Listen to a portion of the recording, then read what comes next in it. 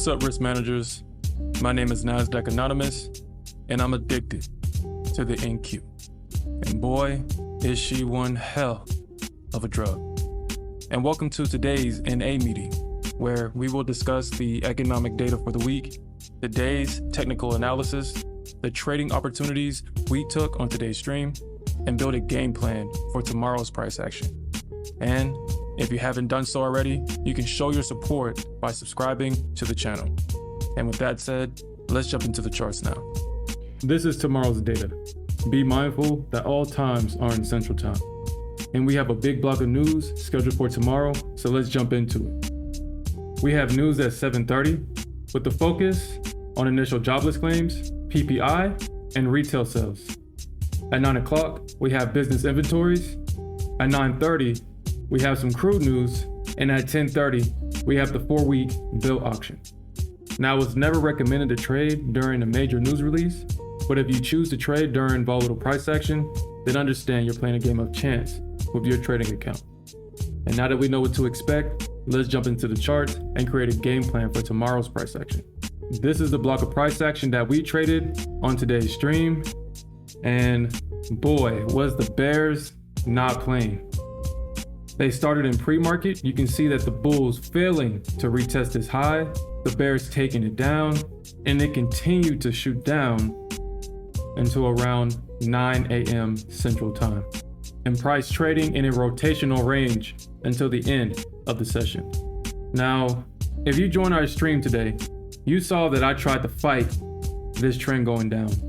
I did get a couple of victories, and I did manage to catch this bottom right here and ride price all the way up to about 400, breaking even on the day. I'm glad I did get out of this position where I did, because the bears held off this area right here, and we had this massive push down into this support area right here. And here's what I'm looking for going into tomorrow.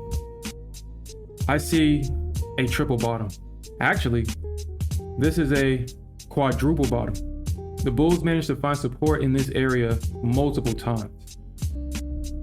Now, I do expect the bulls to push up higher, but here's what I'm keeping my eye on. I'm keeping my eye on this area of resistance, because the bears held off this area. But if the bulls can push through this, we can definitely see a stop run higher for a retest of around 440. But I'm also keeping an eye on if we do break this support area. I'm looking at this area right here for a potential bounce if price does find its way into this potential area of support.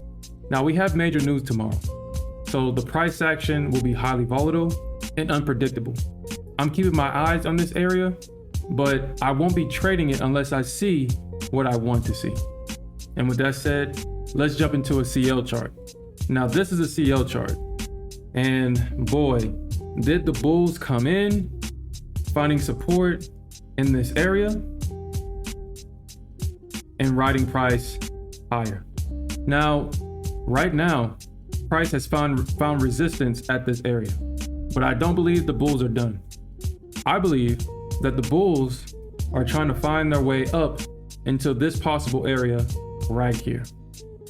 But I do believe that the bears are going to come in, they're going to pull it back, and I'm going to be looking for price to react somewhere in this area for a move up higher. Now, again, the price action on CL has been up and down, but I've noticed that price just broke out of a range and is now using the top of this range as support. I am looking for a pullback. I'm looking for a pullback to test the top of this range and push price high. But remember, this is just a game plan for tomorrow. I want to see the price action in pre-market, and that will determine my bias going into tomorrow's stream. Because we don't trade what we think, we trade what we see. Because the price action writes the story, the charts tells the story, and if you listen and trust in the setup, then you'll have a story. And here's my story. So today, I took a small loss. Originally, I was down about 3K on the day. I was trying to fight the trend. I was scaling into bad positions, hoping for a bounce, that never came. And I had to sit back, really look at the charts, and that's how I was able to at least break even on my losing trades. This was definitely an uphill battle. There were times where I should have just listened to the charts. I saw that price was in resistance, but because of my bias, I allowed myself to stay in a position even though I was on the wrong side. So we're gonna come back strong tomorrow. We're going to bring the account balance back up, and we're gonna continue to win.